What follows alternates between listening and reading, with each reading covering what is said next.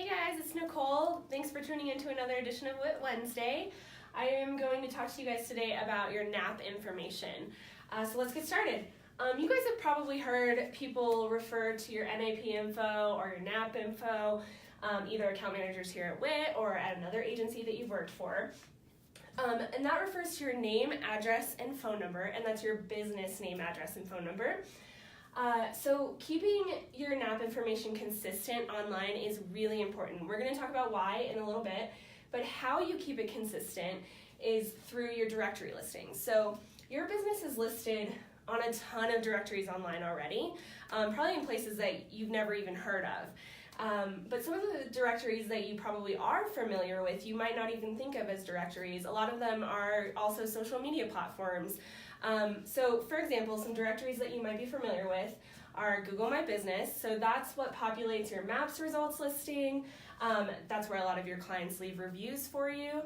And we spend a lot of time in GMB optimizing your listing as well. And then some other ones that you're probably familiar with are Facebook, FourSuare, Yellowpages, Twitter, Pinterest, or some other social media platforms that can be used as directories. There's also a lot of directories online though that you're probably not familiar with. So for example, I've just written down a few here: Acxiom, Nevstar, Hotfrog, and Best of the Web. A lot of these directories, they're aggregate directories, and what that means is they send your business information to tons of other listings online. And so, for example, if you can get your information listed properly in Acxiom, then Acxiom will populate your business information all over the internet, places where you don't even have accounts, things like that. So it's really important that you get your information correct wherever you can. So I also just wanted to talk about sort of how having a consistent N.A.P can affect search results. So if somebody searches for a plumber in Denver, they're going to have a couple of results that come up. The first thing that comes up is your map result, and then below that is sort of what we call the Maps 3-pack, or the top 3 results for local listings. So there's a ton of different factors that go into what shows up in this Maps 3-pack.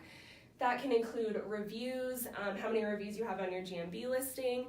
It can include proximity to where the searcher is.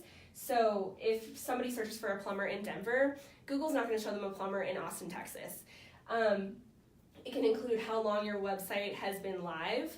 A lot of different factors go into this. And another thing that goes into how they choose these top 3 listings is legitimacy of these businesses.